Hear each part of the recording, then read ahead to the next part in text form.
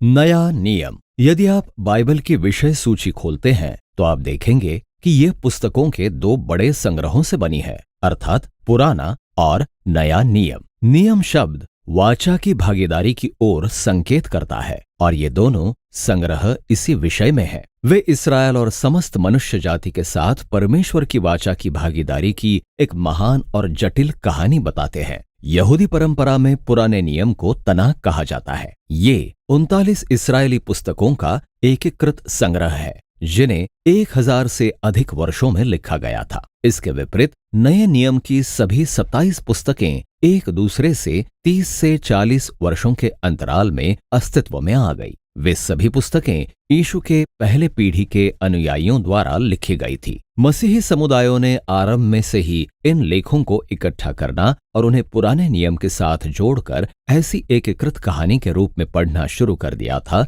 जो यीशु की ओर ले जाती है। नया नियम 4 वृत्तांतों के साथ शुरू होता है जिन्हें सुसमाचार कहा जाता है। वे नासरत के यीशु के जीवन, उसकी मृत्यु और उसके पुनरुत्थान का वर्णन शुभ संदेश की घोषणा के रूप में करते हैं। उनके बाद 5वां वृत्तांत आता है जिसे प्रेरितों के काम कहा जाता है। यहाँ जी उठा यीशु प्रेरितों को आज्ञा देकर भेजता है। शब्द प्रेरित का शाब्दिक अर्थ भेजे हुए होता है, अर्थात वे लोग जिन्हें यीशु के प्रतिनिधियों के रूप में नियुक्त किया गया है कि वे समस्त प्राचीन जगत में जाकर उसके विषय में शुभ संदेश को फैलाएं। प्रेरितों के काम की पुस्तक के बाद प्रेरितों द्वारा लिखी गई पत्रियों का संग्रह आता है। इनके लिखे जाने का उद्देश्य यीशु के अनुयायियों के उन स्थानीय समुदायों को शिक्षा और मार्गदर्शन प्रदान करना था जिन्हें कलीसियाएं कहा जाता था। इसमें प्रेरित पौलुस से संबंधित 13 पत्रियां हैं, पर उन्हें उनके लिखे जाने के समय के क्रम के अनुसार नहीं बल्कि बड़ी से छोटी पत्री के क्रम में व्यवस्थित किया गया है। इसके बाद इब्रानियों की पत्री है जिसे प्रेरितों के किसी करीबी लेकिन अज्ञात सहयोगी द्वारा लिखा गया।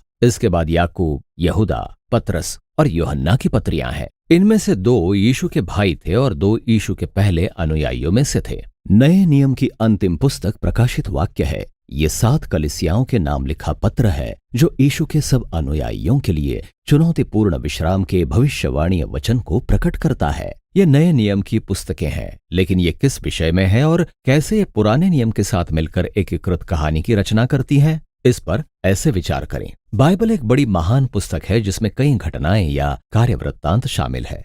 पुराना नियम उन कार्यों की पहली श्रृंखला का वर्णन करता है जो आपको वो सब कुछ प्रदान करती हैं जो आपको आगे की कहानी को समझने के लिए चाहिए। मुख्य विषय और कथानक द्वंद्व को रचनात्मक स्वरूप में व्यवस्थित किया गया है। फिर नए नियम में इन सब को लेकर उन कहानियों में आगे बढ़ाया जाता है जो यीशु में पूर्ण हो जाती है।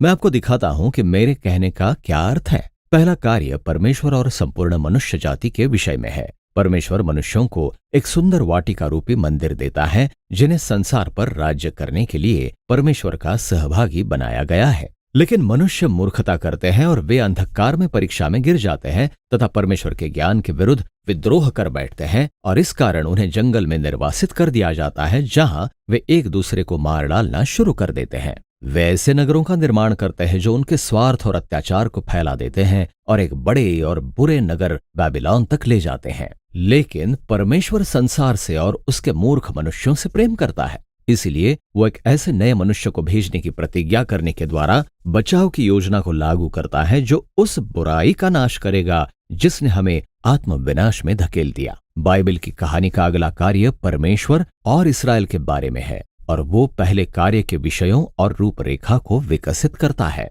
परमेश्वर एक नई मनुष्य जाति को बाबिलोन से एक सुंदर वाटिका की भूमि में बुलाता है जो कि अब्राहम, सारा और उसके वंशज अर्थात इस्राएली है।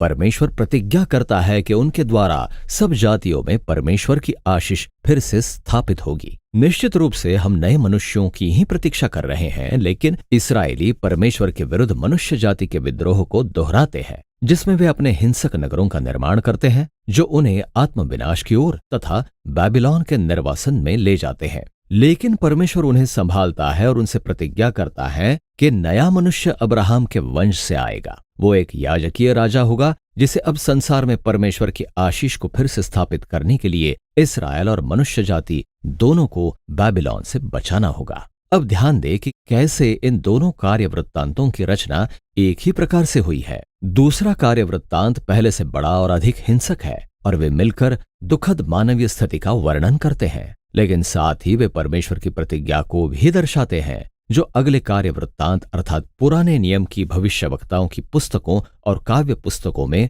और भी अधिक विकसित होती हैं। भविष्यवक्ताओं ने इस्राएल और सब जातियों पर उनकी बुराई का दोष लगाया और उन्होंने घोषणा की कि एक दिन परमेश्वर आप ही यहोवा का दिन लेकर आएगा और अपने जगत को बेबीलोन से बचाएगा। वो ऐसा एक प्रतिज्ञात राजकीय याजक के द्वारा करेगा जो एक दास के समान दुख उठाएगा तथा इस्राएल और संपूर्ण मनुष्य जाति के पापों के लिए मारा जाएगा, लेकिन फिर उसे जातियों के राजा के रूप में ऊंचा उठाया जाएगा। वो अन्य लोगों को बुलाएगा कि वे बेबीलोन को छोड़ दे और नई वाचा के उन लोगों में शामिल हो जाएं जो नए यरूशलेम अर्थात नई सृष्टि पर राज्य करने के लिए परमेश्वर के सहभागी होंगे।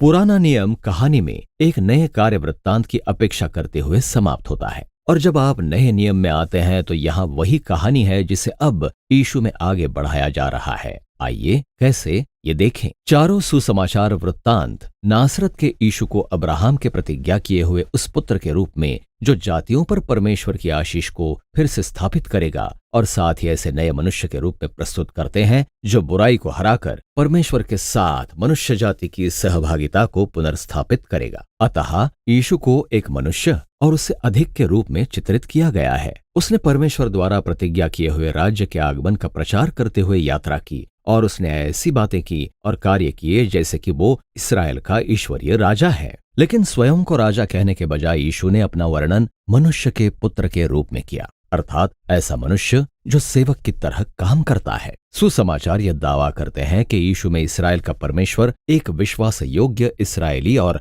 ऐसा सच्चा मनुष्य बना जैसा हम सबको बनना था, पर हम बनने में असफल रहे। यीशु का मिशन उस भयंकर बुराई का सामना करना था जो मनुष्य की बुराई के पीछे छिपी है और हमें स्वार्थ, हिंसा और मृत्यु के जाल में फंसाती है। पर आप इस तरह की बुराई को कैसे हरा सकते हैं? सुसमाचारों में हैरान कर देने वाला उत्तर यह है कि यीशु ने हमारी बुराई पर ऐसे विजय प्राप्त की कि उसने उस बुराई को अनुमति दी कि वो उसे उसके विपरीत सिंहासन अर्थात क्रूस पर मार डाले। जहां यीशु मनुष्य जाति की बुराई और पाप के लिए मर गया, और ये वही स्थान है जहां उसने अपनी शिक्षा को जीवन में ढाला कि अहिंसा, क्षमा और त्यागपूर्ण प्रेम संसार की सबसे शक्तिशाली चीजें हैं। और क्योंकि अपने संसार के प्रति परमेश्वर का प्रेम बुराई या मृत्यु से अधिक मजबूत है, इसीलिए यीशु को नई मनुष्य जाति के प्रतीक के रूप में नए जीवन के लिए जिलाया गया। और यह हमें प्रेरितों के काम की कहानी में लेकर आता है। आत्मा के द्वारा परमेश्वर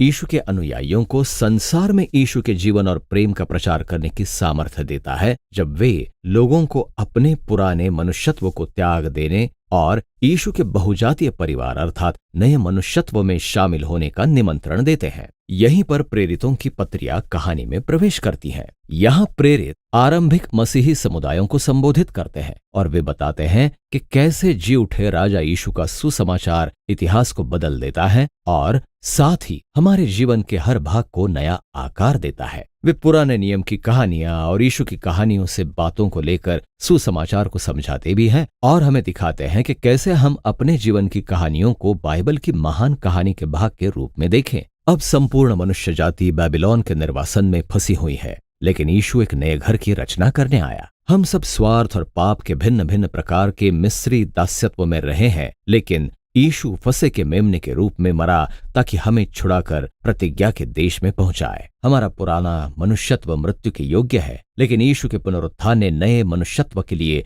एक नया भविष्य खोल दिया है। हम आज बुरे युग में रहते हैं, लेकिन यीशु और आत्मा के द्वारा यहाँ और अब एक नई सृष्टि उत्पन्न हुई है। यह हमें प्रकाशित वाक्य की पुस्तक की ओर ले जाता है, जहां बाइबल की पूरी कहानी सामर्थी प्रतीकों और रूपकों में एक साथ प्रकट होती है। यीशु को वध हुए लहूलुहान मेमने के रूप में चित्रित किया गया है, जिसे संसार के ईश्वरीय राजा के रूप में ऊंचे पर उठाया गया है। वो अपने लोगों को बेबीलोन के दास्यत्व और निर्वासन से बाहर निकाल रहा है, और जब वे बेबीलोन के प्रभाव का विरोध करते हैं तो हो सकता है उन्हें अपने वध किए अगुवे के साथ दुख सहना पड़े। लेकिन जब आप जी उठे राजा का अनुसरण करते हैं तो मृत्यु भी नई सृष्टि उसके आगमन को नहीं रोक सकती, जिसे यहाँ नए यरूशलेम के वाटिका रूपी मंदिर के रूप में दर्शाया गया है। और यही अपने लंबे निर्वासन के बाद मनुष्य जाति का सच्चा घर है। बाइबल के अंतिम पृष्ठ पर स्वर्ग और पृथ्वी एक साथ मिल जाते हैं और नए मनुष्य बाइबल के पहले पृष्ठ पर दिए अपने नियुक्त कार्य को ले लेते हैं, जो कि परमेश्वर के प्रेम और सामर्थ्य से संसार पर राज्य करना है। नए नियम पुस्तकों का एक महत्वपूर्ण संग्रह है। वो प्रेरितों की गवाही को प्रस्तुत करती हैं, जो हमें स्वयं यीशु की ओर इंगित करती हैं। और परमेश्वर के आत्मा के द्वारा ये मानवीय शब्द पहली सदी से लेकर 21वीं सदी तक आशा के ईश्वरीय वचन बोलते आ रहे हैं। प्रत्येक पुस्तक दिखाती है कि कैसे ईशु और आत्मा के द्वारा परमेश्वर हमारे संसार को उसके परम लक्ष्य और एक नई सृष्टि की ओर ले जा रहा है। अतः कहानी का अंत वास्तव में एक नई कहानी की शुरुआत है, जिसे अभी बताया जाना बाकी है। और नया नियम इसी विषय के बारे में है।